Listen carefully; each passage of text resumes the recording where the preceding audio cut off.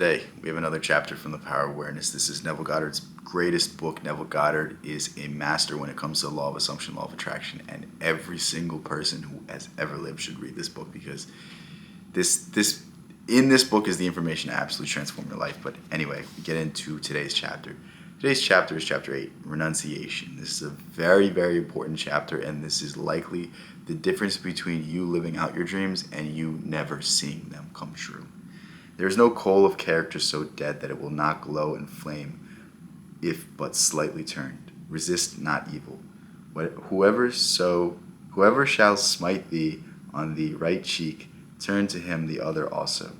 There is a great difference between resisting evil and renouncing it. When you resist evil, you give it your attention. You continue to make it real. Let's listen to that. When you resist something, you continue to make it real. The idea that is being said right here is very important. I want you to do something for me. Right now, try not to imagine a $100 bill. What did you do? When I say not to do something, you immediately do it in your head. It's the same thing when you're tempted with something. It's the same thing when you say, I'm not going to drink.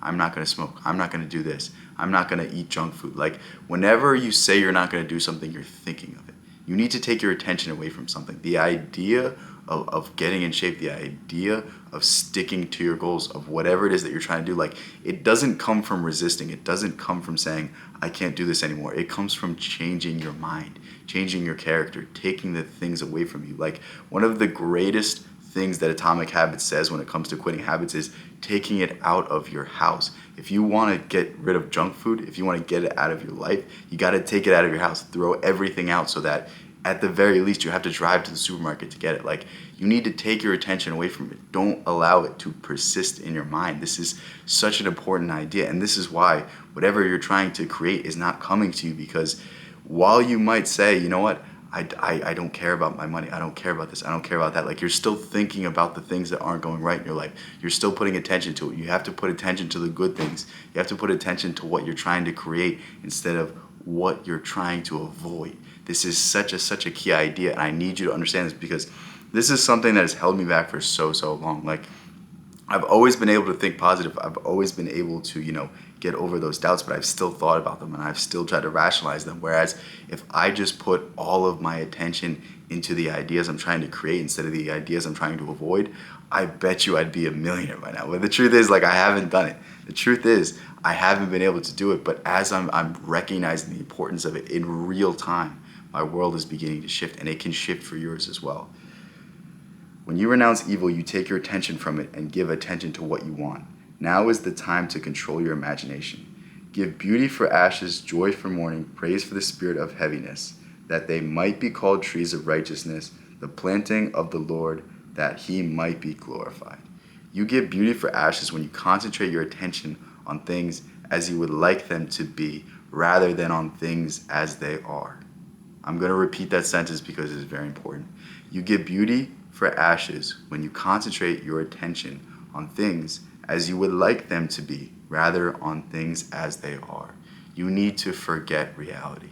I know this is something that is like contradictory to everything you believe, but like, whatever is in front of you, you don't have to accept. Whatever is in front of you, it might be true for the time being, but it doesn't have to be true for all of time, and you can change whatever reality you're living in by simply accepting a new one. Your mind doesn't know the difference between imagination and reality, so cling to a feeling state that is greater than the one you're in right now. Cling to a state of consciousness that is elevating yourself rather than just keeping yourself in the same spot. Like, you're anchoring yourself into a current existence, into a current state by simply persisting in whatever ideas you're having, persisting in all of these negative thoughts, persisting in, I can't do this anymore, I can't do this anymore. Like, the moment you quit a habit, the moment you stop dwelling on these things is the moment that you shift your attention to something else.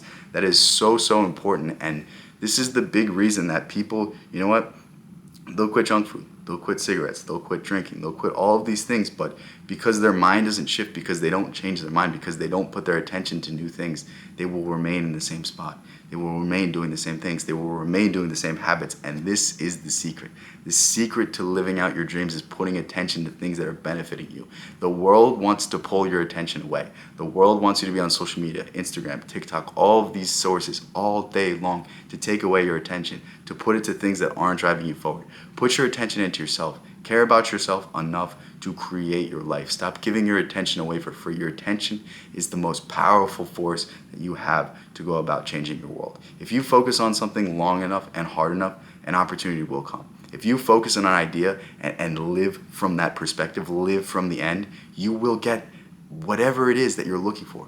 You will get the idea. Someone will come into your life that will give you a blessing. You will get an inheritance you didn't know about. Like, I'm a living example of this. I was literally running out of money 5-6 months ago. I got an inheritance.